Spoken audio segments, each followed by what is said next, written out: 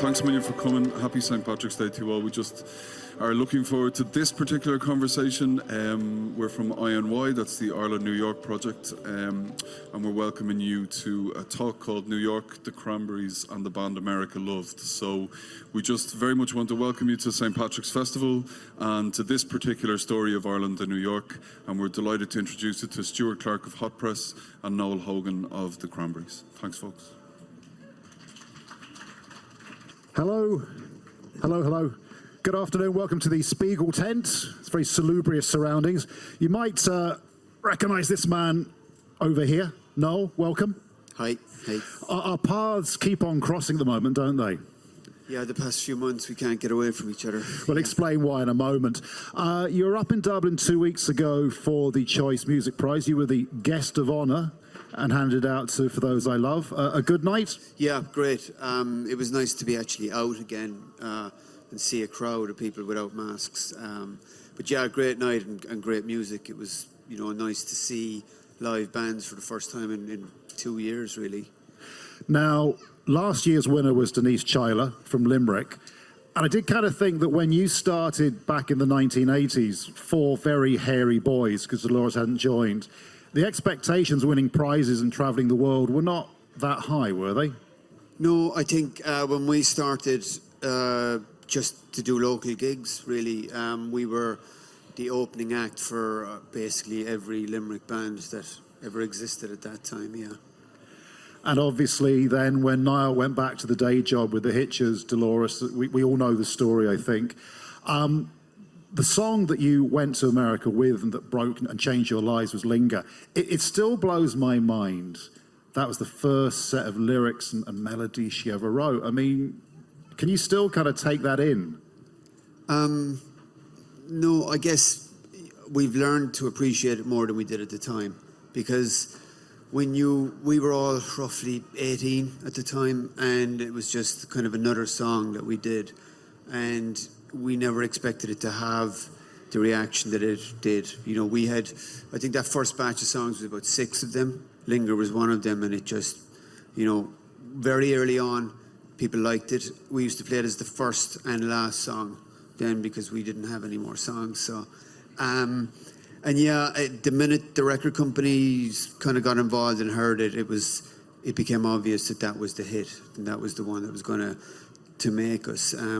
It was only really years later we realised that, yeah, actually that was the first song we ever wrote together. Because nothing was particularly considered. There was no massive plan, was there?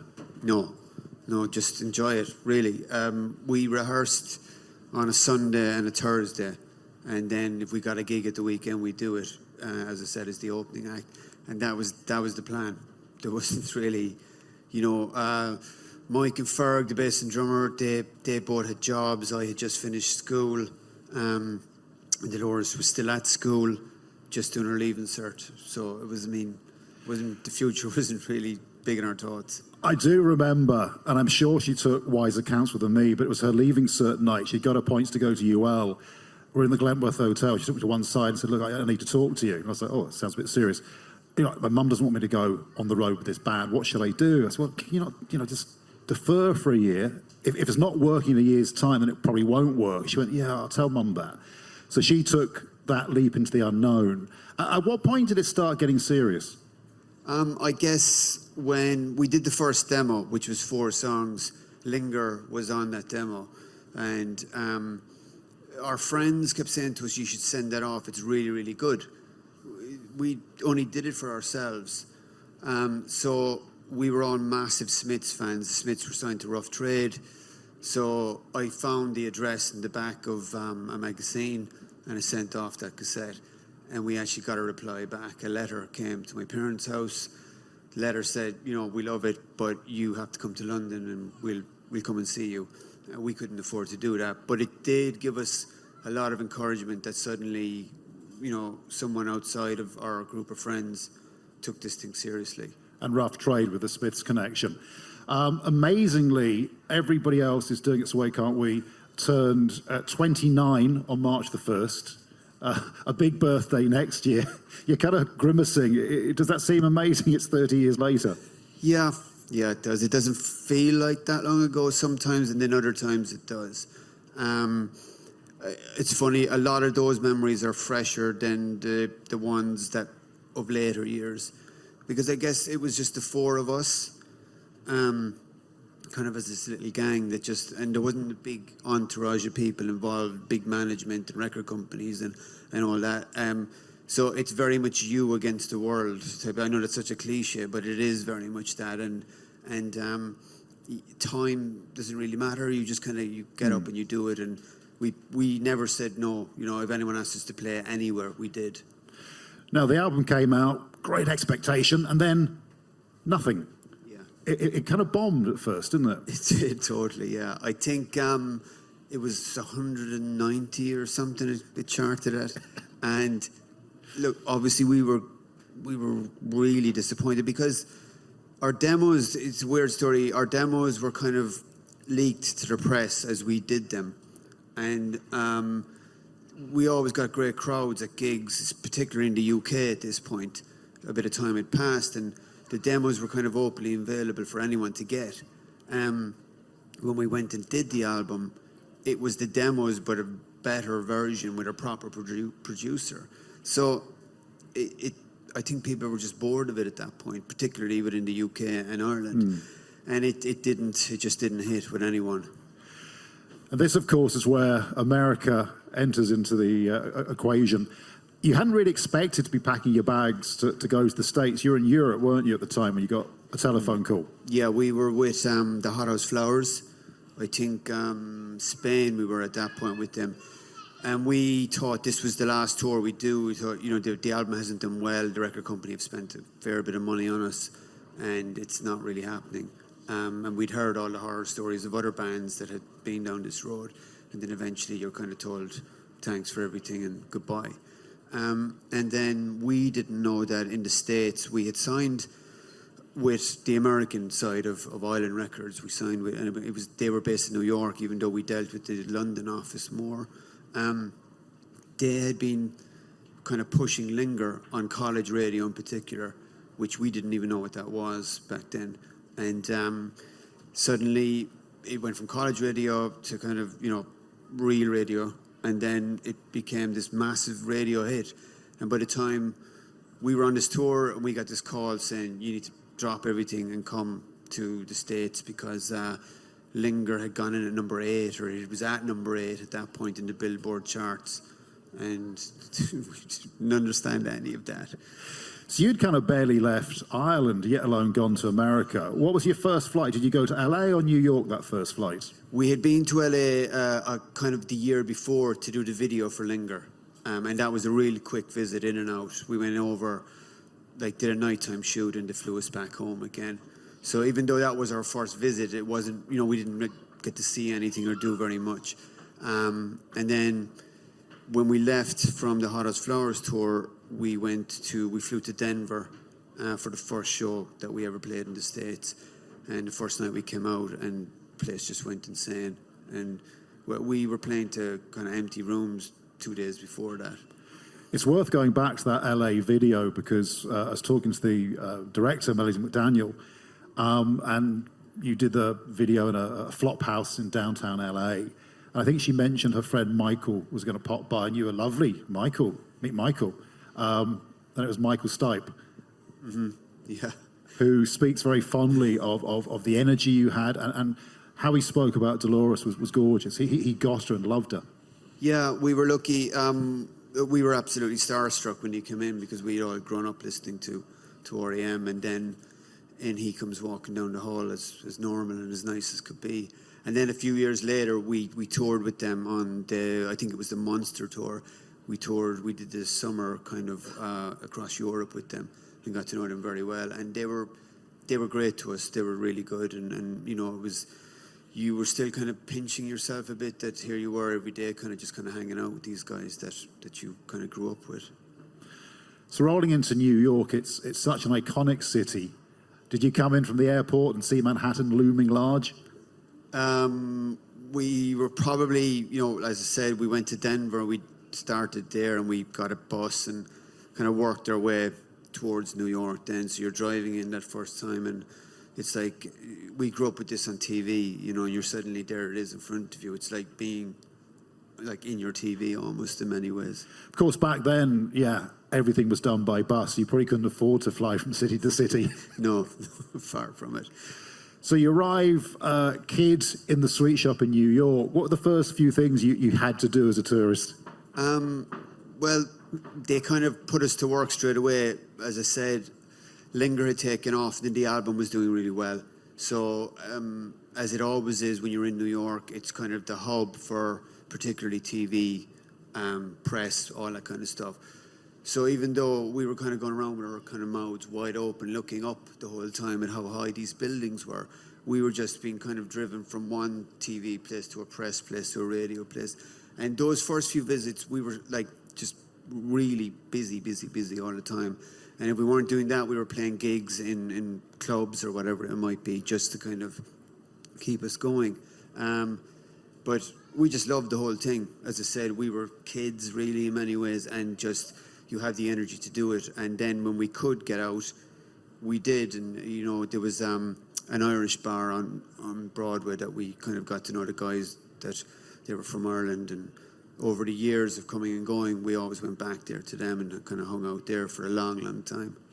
When you look at the Linger video, do you kind of recognize yourself in as much as it feel still a bit surreal? Yeah, you just realize how old you're looking now. You know? You haven't changed at all. Yeah, I mean, it's great. And I mean, we've done some videos that have not aged well. So it's nice to see one like Linger that became kind of a really big video, because videos were so big at the time, but it has stood the test of time as well. It still looks really great. That film noir treatment, and Dolores really relishes in playing the femme fatale. She just switched it on because, I mean, we had done kind of a couple of very dodgy videos with local people, and then they were awful.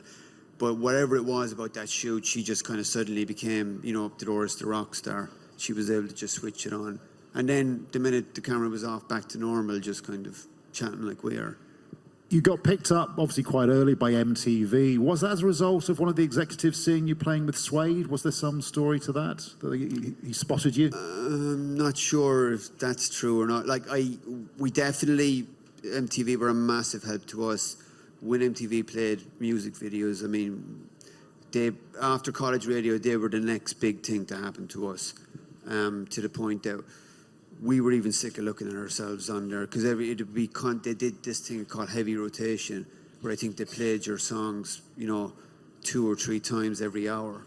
So you'd have it on the hotel room in the background and be like, not again. But it was massive for us, and it definitely boosted us. I know that obviously you were on the road non-stop. There wasn't time to sort of spend weeks in studios, and you brought your producer, Stephen Street, over to New York for a weekend to start work on the second album. Yeah, we went into a studio called the Electric Lady Studio down in kind of Soho area, and it was great. We had 5 days off, I think it was, and Stephen, we'd been trying to work out. We'd started writing the second album, you know, stuff like Zombie and Ridiculous Thoughts. We'd kind of been playing these songs live, and the only way we could get the demos done was if Stephen came over to us. And that's what we did. So we recorded through the day and kind of into some of the night, and then just used to go out and kind of let swing for a while. Because that had been Jimi Hendrix's studio, Yeah. And there's a lot of psychedelic artwork, I hear. Yeah, and it's all very analog as well. It's like it was pre kind of Pro Tools and digital and all that kind of thing. So you get a very specific sound as well from it. It's tiny. It's a hole in the wall. Like you know, it's not a big studio, but we had done the first album in a small studio as well. So for the 4 of us with Stephen, it just kind of felt natural to fall back into that. Obviously, the way you work, sometimes it was collaborative. Sometimes you'd each bring your own songs, or Dolores would do everything. Sometimes, Zombie was hers. Yeah. We had Zombie a while. We actually had Zombie from when we used to rehearse back in Limerick, and we'd been playing it for a while live. We'd already recorded the first album, and it had come out, and it was kind of just after that Dolores brought in Zombie one day to this kind of tiny shed we used to rehearse in, and it was on acoustic and it was very soft, but she knew she wanted a heavy song, because we started doing the kind of Cranberries thing, kind of, you have to imagine Lingering Dreams, those kind of songs, you know, are kind of what we had done up to that point. So once we were kind of given the all clear to kind of really go for it, we kind of took it, and that became this kind of big, heavy track for us then. And what did you think when you first read the lyrics and realised what it was about? Yeah, a bit worried, I guess, because we weren't a political band. We never were, but obviously this had kind of references in there that was way off what we'd normally had done. And then when she explained what it was about, we kind of went, yeah, this is really going to work. And I guess through the rest of our career, kind of had to over-explain that song in many ways, because people took it the wrong way sometimes. But I mean, it was just long before we ever recorded it, it became this huge thing for us live, where regulars who came to the shows would just go crazy for it. And when we were doing one of these kind of re-releases a few years ago, we'd been sent a lot of live stuff that we never knew existed, and Zombie was on there. And this is like a very, very early version, slightly different lyrics and everything. But the crowd are all just gone crazy for it. So it was around a while, and we knew when we recorded it that it had to be the first single then. It's interesting. I think it's fair to say the British press were a bit sniffy about it. But I was talking to Lisa McGee, the writer of Derry Girls, which is basically soundtracked by the Cranberries. And she was saying that in Derry, this idea that somebody's singing about them, they felt they'd been abandoned. And the great line was, she was saying that all the girls wanted to be Dolores and all the boys wanted to go out with her. So hearing that years later, not that you needed vindication, but it must be lovely to feel that in places like Derry, which is right at the epicenter of what you're talking about, they got it and loved it. Yeah, again, it's back to that thing where you don't overthink these things when you're doing it. You just do it in the moment, and that's that song, and you move on to the next one. So to hear stuff like that years later, it's kind of, it does make you sit and think about the impact you've had. Because we certainly didn't when we were in the middle of it all. I guess we were always amazed that the whole thing kind of did so well, because we were writing songs and playing music that we liked. If we weren't in the band, would we like it, is how we kind of used to think of it. And the fact that all these millions of people did, it blew us away. Lisa did apologise because she taped the album and they did counterfeit copies that went round the school, so she probably owes you a few thousand in royalties. There's an amazing clip on YouTube of you guys rocking out on the Letterman show doing Zombie. That's an institution in the States. Was that a bit nerve-wracking? The first time, yeah, because we spent so much time in America, particularly in New York, that we got to know what were the bigger things to do. And we had done, I think it was the Conan O'Brien show was our first show we did, their TV show, of his very early, his kind of first version of his show. And Letterman was the one. All the record company would go, that's the one. And this had kind of been built up to be this kind of monster thing. And then we had spent so much time there, especially watching late night TV, you realised how big it was. Yeah. And then we eventually got it. You were nervous, and then they're like, oh, he's going to come over now, don't you? Listen, you build it up to be this kind of bigger thing, than it ends up being. But it was really great to do it. And I think we did it about 3 times in the end by the time we were finished. But yeah, I mean, it's great. And I've seen those clips in the past few years on YouTube, because you don't really see them again. And then they pop up. And again, I think they've aged quite well. Is it true that he kept the studio ice cold to stop him sweating? Yeah, it was truly one of the coldest places I've ever been. And who, can you remember who was on the first show with you, or is it a blur? No. When you're really nervous and you're kind of, you get tunnel vision about, we got to go on and do this. Because it is one of the shows as well. The great thing about it is it's actually live. It's not a mime. It's not a live vocal with the band miming. Or it's, so you want to do it right. And they do it, even though it's recorded during the day, or it used to be, they still run it live. They start and it runs like it's a live show. And I hear there's a bit of a badge of honour to try and nail it first take. There is, yeah, which I think we did. You all made it look so easy, but Dolores, as the front person, made it look easy, which of course it's not. The step up seemed effortless. Did she get nervous? I mean, that's a big deal. Well, it's kind of well documented in the beginning. She was like, she wouldn't even look at the crowd. She used to sing with her back to the audience.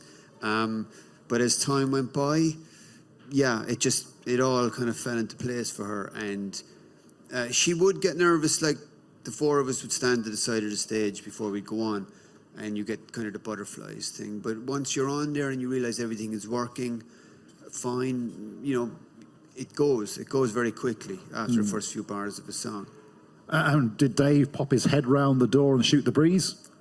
Afterwards, kind of, he would come over, and but yeah, there was no big hanging out in rooms and things like that. No, it's very like that. Did you get the sense he really got the music, or did he have a musical supervisor saying this is the right thing for the show? I often wondered that. Yeah, I think you know, because one of the things with Letterman as well is that you had to play with the house band, so they would be in the mix somewhere in there. Thankfully, you know, you could get your mix through these monitors, say, without them in there. But the thing is, the drums would always leak through, because like their drummer is just like, you know, a couple of feet away from you. And I remember, I think it might have been Zombie we were doing, but there was like a lot of kind of Phil Collins style rolls kind of going into the chorus and things like that. And you're like, where's that coming from? But look, it was such a great thing to do. And as I say, it's a wonderful clip. So what was supposed to be just demo versions in Electric Ladyland, some of them ended up in that form on the album? Yeah, I think Ridiculous Thoughts would have been the biggest one of that lot. It was one of the singles. And that wasn't unusual for us. We could do that a lot with tracks anyway, but that room sounded so great that it was nice to have songs out there that were recorded, you know, in that studio. It's very sweet, because I know you and Stephen are good friends, and Stephen would have become famous working, amongst others, with the Smiths, and then he did Blur and the Cranberries almost the same time, so it was a good couple of months for him. But he says that weekend in New York, when I asked him for his highlights, career highlights, out of 3 or 4, he just said there was magic happening in that studio. Yeah, I think we were kind of mid-tour, and when you're mid-tour, you're really tight as a band.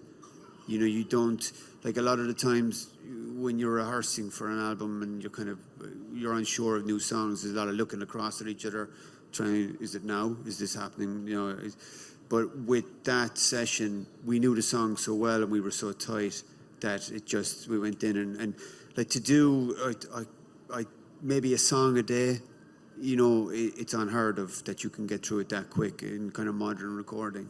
You were just so tight from playing those songs. Everybody else sold a few copies. How many million? 12, 13. 12, which was not bad. No need to argue, sold even more. When did you realise that you'd actually made a record that was going to be bigger than that? Because that probably was, you're thinking, as big as it gets, but you trumped it. We had no idea. I mean, it just kept going and going. I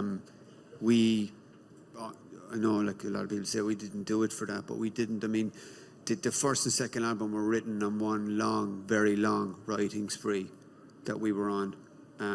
We started writing, and it just continued on until just after that album. So for us, it was just, they're almost like one album, both of those. It's like part 1 and part 2 is how I nearly think of it. We had no idea it was going to be as huge as it became. We were more surprised than anybody. And was that the chart placing the first week? Was it Zombie exploding? Was there a moment you realised, gosh, this is mad? Yeah, I think Zombie going the way it did, and even to this day, you know, whatever, 30 years later, it's still kind of mind-blowing that song, because it was a risk to go from, I think the last single before Zombie was Dreams, which is a kind of a very much indie guitar pop song. And then we came out with this heavy guitar, kind of aggressive, political-ish type of song. And it was a risk. But in fairness, the record company kind of just said, it's up to you, you know, if that's what you want to do. And it worked. You worked your way through quite a few of New York's legendary venues. What was your first New York gig? was trying to think of that, coming up today. I can't recall. I remember we played the Beacon a couple of times, but the one we played the most in New York, it's kind of out of New York a little bit, is Jones Beach. That became our kind of regular. When we came back round, we'd end up doing it again. We did Radio City Music Hall as well, I think, one time. We definitely did the MTV Awards there. And I know travelling around Europe, every city and country is different in how they react. Even in the UK, a London crowd is different to a Glasgow crowd. What were New York crowds like? Great, because we'd been told, that they're all very cool, they're going to stand around and not really do a lot. Because you can get that in bigger cities. They get so many bands through that they tend to be that bit quieter, but we never really experienced that. We had a lot of kind of Irish Americans that would come that had gotten wind of this Irish band, that are around, and then expats and things like that. So I mean that combination would be a bit of a wild crowd. I suppose at first it was kind of cool indie kids and students, and then by the time you were doing the second bout of touring for the second album, the demographic just exploded all over the place. It was all shapes and sizes and ages. Yeah, that's what ended up happening. Like the clubs we did originally, it was like college kids, our own age. We were all kind of similar age, and you kind of got to know some of them because there was no dressing room a lot of the time. It was like you finished and you just walked into the crowd. And as time went on, and obviously we became bigger with radio and MTV and that kind of thing, it was their parents would come and their younger brothers or sisters, and so there was this huge demographic for a long time, right up to the end. Really, you could see people that were obviously, as we were a lot older by the end, and you'd see like kids that were our age back then coming to it, which is great to see that it's had that kind of lasting impression on people. The reason Noel is sick of me, we've got this little tome we did during lockdown. Why can't we? It's a book about the Cranberries. There's a smaller version if you don't want the telephone directory, but for it I interviewed quite a few people, and Simon Le Bon was very keen to talk about you and also Dolores. They became personal friends, and he invited you out on tour with Duran Duran. He's kind of going, it's a different audience, it's a pop audience, would they be able to kind of make the transition? And he said the first night he just saw Dolores, boom, take control of that stage. She was able to really hold the crowd in the palm of her hand, wasn't she? Yeah, it just came very natural. It's really hard to explain because it happened without anybody kind of noticing that she went from this very quiet kind of country girl to this kind of, screaming at people to get up and dance kind of basically in many ways. Once she found her feet, like she never looked back. But it was great because doing a tour like the Duran Duran tour, it was way different to what we had done. We were kind of, in our mind, we were very much a kind of indie kids, with jangly guitars kind of thing. And Duran Duran to us were very much a glam 80s band that, had kind of grown older and a bigger, more polished sound. And their audience reflected that. So you really we felt this is going to be a kind of an uphill battle to kind of win them over. But it actually, in fairness, it wasn't. They were great. They were, they took to us. And I think, look, having Linger as a hit before we ever even got there was a massive help. Because the minute you played that, everyone knew, it's that band. Yeah. And then they were open to hearing the rest of the songs as well. And I think that's why what we always consider kind of indie music made this crossover into kind of popular music then. There's a lovely photograph in the book from one of your early gigs at the I.NY A-Go-Go in Florida Beach. And Dolores is wearing, if I remember rightly, Doc Martens with no socks, a pair of hot pants, a Guns N' Roses and Metallica sweatshirt, Irish dancing, and sweating quite heavily along with the rest of the crowd. Then when there's budget, she really got into her clothes, and the stage garb became more and more outrageous. And you were presented one day, weren't you, with a strange sight, Michael Stipe wearing some of Dolores's apparel? That's right. They disappeared to the dressing room and came back with it was like a PVC rubbery kind of mini skirt that he was wearing, wandering around the place. I wish we had cameras on our phones back then. He told me he's got the photograph, but then couldn't find it. Well, thankfully. Yeah. The big sort of gigs and events came thick and fast. I think you played roundabout then. You did an outdoor gig in Central Park. That's right, yeah. It was a summer festival. I think it's still on every year. And for us, that was a big deal because we'd been going to New York for a while at that point, and we had started in the clubs there and worked our way up. So to be asked to do that, we'd heard about this show for a long time, and it was everything we'd hoped it would be as well. It was great, and you have that summer's evening in New York, and it's just gorgeous, and you're in the middle of the Central Park. Because normally if you're on stage in some ginormous dome, they don't look any different whether you're in France, Mexico or New York, but that must have been incredible. Did you lift your head up and really take in what was in front of you? Yeah, it's all very surreal because you're not just in Central Park, you're playing there, and as I said to you a while ago, this is all in the space of probably 2 years from playing to empty clubs or being the opening act for local bands in Limerick. So suddenly you're doing this. There was a lot of kind of pinch yourself moments. Obviously, that was physically very close to the Dakota building where John and Yoko lived. Did you sort of make a pilgrimage there? Yeah, I think on one of the earlier trips, our tour manager we had at the time was a massive Beatles fan, and we took a walk up there one day and kind of just stood there looking at it. I don't know what we expected, but just, out of pure curiosity. And what was the catalyst for the song I Just Shot John Lennon?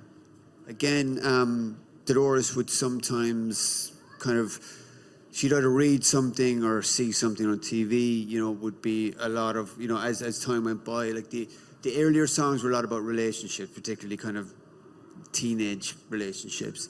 And then the more we traveled, the more experiences you have. And I would imagine, that she had read something recently about John Lennon when kind of I gave her that piece of music, and this is what she gave back. And again, it was one of those songs you wondered how it would go down, but it became a big kind of live favourite for people. Shortly after Central Park, another biggie, again, perhaps a level up from Letterman. It's such an institution. Saturday Night Live. Yeah. Again, memories of that? Yeah, no, you definitely remember that because even before we'd been to the States, we obviously knew what Saturday Night Live was. Then to be asked to do it, I think Saturday Night Live and the Rolling Stone cover kind of came in the same week or weekend, and we were kind of just in shock that we were asked to do it, and it was great. Just kind of one of those things, you show up and you do it, and you just keep quiet and keep happy about it. I'd forgotten until again seeing it on YouTube that there's a little sort of skit with George Clooney. Again, that's whole levels of fame and stardom and showbiz. You often watched it from the side because Dolores, being the singer, would often be doing that. Were you quite glad it wasn't you, or would you like to have been doing that? Oh, definitely glad it wasn't us. Yeah, no, she was far, far better at that stuff than the three of us. Again, one of the stories, just a slight tangent, that Simon Le Bon tells is being at Pavarotti's concert. Princess Diana's there. Of course, nobody will approach her apart from one person. Guess who? How are you? Dolores Reardon. And Dolores apparently goes up to Diana and says, "Do you want to go to the Jacks for a chat?" And Diana's there going, "I'd love to, but I can't." You just feel that to me is Dolores. She'd talk to anybody. She was on the cover of Rolling Stone. Again, can you remember getting the first copy and seeing it?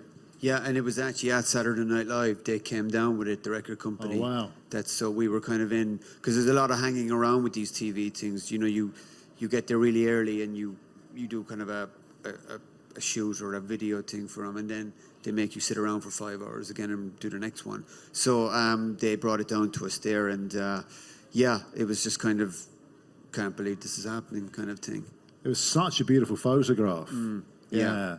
Do you know where it was taken? Was it taken in New York? It was done in New York as well, yeah. Just like a lot of the photos we've ever done, just by chance, have been done in New York, particularly for American publications. And again, not long after that, another milestone, MTV Unplugged. Oh, yeah. Yeah. Was that a good experience? Yeah, that was like MTV Unplugged was massive at the time. It was everybody wanted to do it. It was the coolest thing you could do, and I know that we had kind of let it be known that we were quite interested to do it. All our songs were all written on either piano or acoustic guitar to begin with, so it was for us to make that transition backwards was quite easy to strip these songs back. That's why we kind of were keen to do it. We knew we could. Yeah. And it was excellent. Did you know you were nailing it at the time? No, I remember I had the flu. I just felt rotten on the day. I always remember that. Every time I look at that, it's like I look miserable. But yeah, I mean, it felt good in that they had said to us, if it doesn't sound right, we'll make you do it again. You know, you'll go back and redo a track, this kind of thing. And we managed to kind of just sail through each song without having to redo it again. Now, in 1991, I think you've been playing in the Psychic Pig in Trowbridge, which looks like it sounds. And then you're in Radio City Music Hall at the MTV Video Awards. You must have met so many other artists, or did you? Were you just sort of ships in the night, or did you get a chance to hang out with people when you're doing these things? Sometimes. I mean, these things all seem a lot more glamorous than they are, because especially if you're there to work, you focus on that a lot of the time. And we were kind of shy, I guess, in many ways. No. Believe it or not. Yeah, so we would go, you know, there would be things on afterwards, and you'd go, and we would just kind of sit there kind of pointing, oh, look, there's such and such from that band and that band. And you know, you could be at the bar and you might be standing next to someone and get talking to someone for a few minutes, but we never made like lifelong friendships with anybody through those things. Do you have a massive archive yourself? Did you collect things as you went around, photos and souvenirs, or? Bits. We always kind of felt it looked weird if we went in and started scavenging, you know, everything in sight. So, yeah, there were things that, you know, what you end up obviously with are passes and laminates, a lot of these kind of things. And at the time, you know, your phone was your phone and the camera was the camera. And cameras a lot of the time at these things aren't really appreciated. Yeah. So you don't tend to walk around taking photos, whereas now we all do it with our phones. So, yeah, like I imagine it's a lot different now than it was back then. And while all this was happening, you also went upstate to Woodstock, the reboot. That was 1994? Around the second album, yeah. Again, I remember you told me the story of coming into Woodstock and the sheer numbers of people. Yeah, I think, as far as I can recall, that is still probably the biggest gig we ever did, because it was the only time I looked out and you couldn't see where the audience ended. The crowd went on so far. And there was no other way to get into the venue because it was so packed. And a helicopter, none of us had ever been on a helicopter. This was very rock and roll, kind of, you know, stuff we'd seen on TV, on other music videos. But like that, we went out and it just, you know, crowd went absolutely insane. It was great. What did you open with that day? Can you remember that kind of detail? I think it was Dreams. Right. But I don't quote me on that. And who was on before and after you? Can you remember the... I think the Chili Peppers played as well that day. I have no idea, because we probably just got to the back of the stage before we went on, so I'm not really sure who was on before us. Again, looking out at that, I mean, it was exhilarating and scary in equal measures. Yeah. Again, it's like that thing. When you're standing there waiting to go on, you're really nervous, and then you get on, it's all working, you can hear yourself, it's fine, you fall into it. But we had been warned that the weather was about to change in the hours after that we should really get out of there. So that's what we did, and sure enough, it did. It turned it into a serious kind of mud fest after that. Now, one of your lockdown projects was doing the soundtrack for Woodstock 99, Peace, Love and Rage. And there's a hint in the title as to how it all ended up.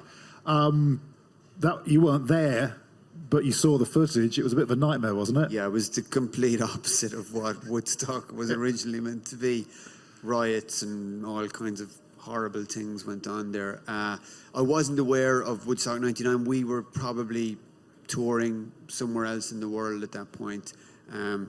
But yeah, that documentary was a bit of an eye-opener. Because I think it was worse than Fire Island, wasn't it? Yeah, Fire Island was like just a lot of mess ups, whereas this was actual violence and kind of a lot of people were hurt. Did you enjoy doing the soundtrack? Yeah, it was great. It was hard work, but it was it kind of musically stretches you kind of way past what your comfort zone is. Will you do it again, or was once quite enough? One a year, maybe. But that'd be it, yeah. Open to offers. Again, I mean, just looking at the sheer number of things you did, it's incredible. 1996, another absolute landmark, Madison Square Garden. Yeah. Yeah, that one's a bit of a blur because for years afterwards, people go, you should play there. And I was like, did we play there? You know, kind of thing. But yeah, this is the problem with touring all the time. When you just tour and tour and tour, it kind of all blurs into one thing. And that's why it's easier to remember the earlier shows far better. You know, like the one you spoke about, you know, the Einstein A Go-Go, which is this tiny club, you know, in Jacksonville. Like that I can remember like it was yesterday. But Madison Square Garden, it's not as clear, you know, because it was so busy at that time. You're kind of in the middle of it all. You really only start to appreciate these things years and years afterwards. Remember Ferg saying the lovely thing for him was that he's the drummer, who's even lower profile than the bassist and the guitar player. He could literally put a cap on and walk through the crowd into Madison Square Garden. Dolores was being smuggled in and out. It got crazy, good crazy and bad crazy. The size is hard to handle sometimes, isn't it? Yeah, I guess the worst part was, I mean, it got crazy and that was great. Look, you hope that this will happen when you start out. I mean, we never ever expected it to become as big as it did. And then there does get to a point where you have there's so much management and record companies involved, you start to feel it's not your band anymore, that other people are making all the decisions. Whereas when it was just us, you know, there was 4 of us and a couple of guys who helped us out who were our friends, it was great. And then suddenly you're going, oh, you know, I think we should take a break, we're all sick of touring. And they're like, oh, you can't do that because you've already signed a contract for the next 12 months to tour. And everyone's tired and sick of looking at each other at that point. And we all did start to feel then, this is getting a bit ridiculous. You know, it's whose band is it? And we did roll on another couple of years like that until eventually we just said no. But that was probably the worst point in the whole thing. And it wasn't really that, you know, look, Dolores had it harder than the 3 of us because she was the face of the band really in many ways, as most singers are. But particularly being a female amongst 3 guys, it stands out that bit more. So she really couldn't go anywhere or do anything. It's interesting that, you know, Dolores spent quite a bit of her final year or two commuting between New York and Limerick. She fell in love with her bandmate, Ole Koretsky, who's a lovely man. And he was telling me, very, very moving, Ole's, as I said, a gorgeous chap, that what was lovely was Dolores was going to restaurants again. She was popping out to the, you know, 7-Eleven for a cup of coffee. So she managed to find, David Bowie said you could hide in plain sight in New York. It's that kind of a city. They'll maybe Ohio you, but you don't get pestered there in quite the same way. No, I mean, that's the thing. I think we always had this kind of special kind of place New York has for us because we spent so much time there. We used to base ourselves there. If we were kind of touring, you know, the East Coast, we'd kind of base ourselves there and either like drive up to the venues, you know, you could even drive, you know, all the way up to Boston and then, you know, come back later that night. And if we had weeks off, we'd try and make them in New York. So again, it was because you could just hold up in a hotel room there if you wanted or wander around the place. We got to know it really well. We got to know, you know, kind of became regulars in a lot of places. And it kind of had that thing, and I remember we get our itinerary and be like, when are we in New York? What's the story? How are we working around that? So it was no surprise when Dolores ended up back there years later again, and it was that anonymity. Yeah. Sorry. Not an easy word to say. No, I wouldn't attempt it. That she loved that, you know, that she could. I think she moved out to, I think it was Jersey in the end, and used to get the boat across every day, the ferry, with her bicycle and cycle around Manhattan. Mustn't forget to mention the effect of 9/11. You went down to Base Zero. You wrote a song, or Dolores wrote a song, Yeah. New York. Tell us a bit about that. Yeah, when obviously that happened, we were in Europe at the time on tour. So everybody just kind of came home because no one knew what was going to happen in the world. And it was a big shock, and especially, as I said, it was a place that kind of we held close to us.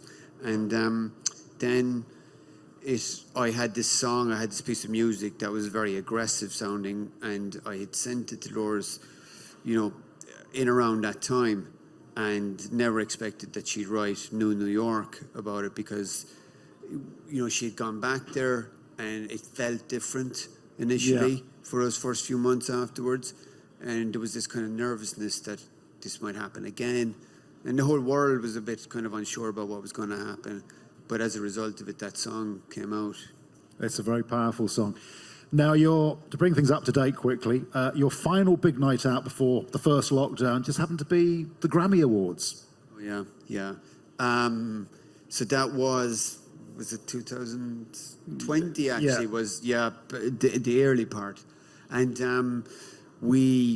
Dolores and I had started writing what would become the final Cranberries album in 2017. And through the kind of summer, we'd been over and back. She was back in New York, and I was in Europe. And I'd send her ideas, she'd send back vocals, and then this kind of went on for about 6 months. And we built up enough material, that the plan was to go in and record the album properly the following year. Obviously, Dolores passed away before we got to do that.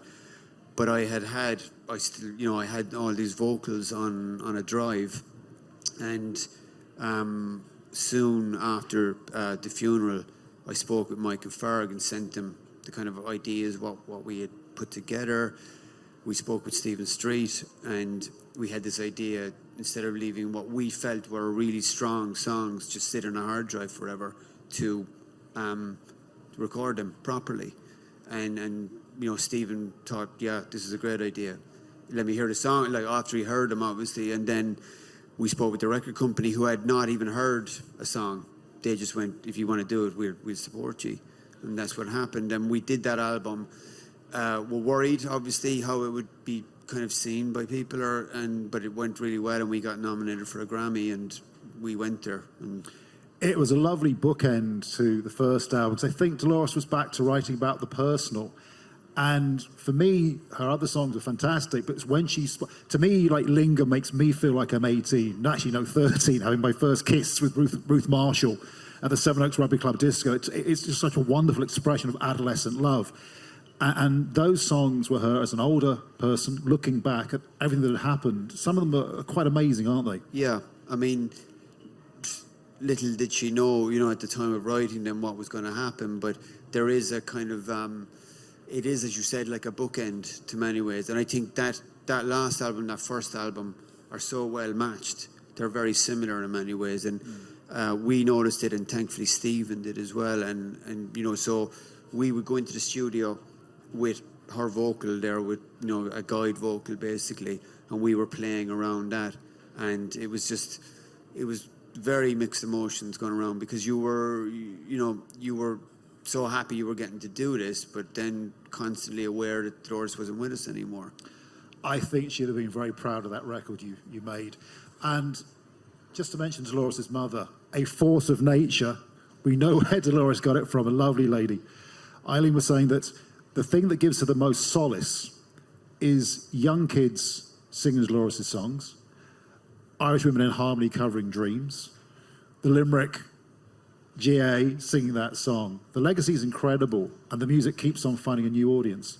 Yeah, I mean, as I kind of touched on it earlier, when we used to see way younger kids coming to the gigs, it amazed us. And now, okay, the band has been finished close to 5 years nearly, and still, in that time, the music has still lived on. I mean, Dolores would be so happy with that. I mean, we had in that time, like, I think Zombie had hit 1 billion views on YouTube in the past couple of years. And I mean, these are all things that, none of us, when we began, thought anything about. And then it just it's in the past 30 years have just been amazing. My very last conversation with her, we're talking about the Eminem. Well, I was going to say a sample. It was a cover version. And she's saying, Stuart, I thought I was a has-been and kids didn't. But Eminem, I love Eminem. And she was so excited about that. Yeah, because we thought it was going to be like something way off in the background, a line or a little sample. But we didn't get to hear it until it came out on his album. Doesn't send you anything. And suddenly it's basically the whole song with him rapping over it. It kind of used everything in it. So again, it's pretty cool. It's a nice feeling. Noel, as ever, a pleasure. Thank Noel you. Hogan.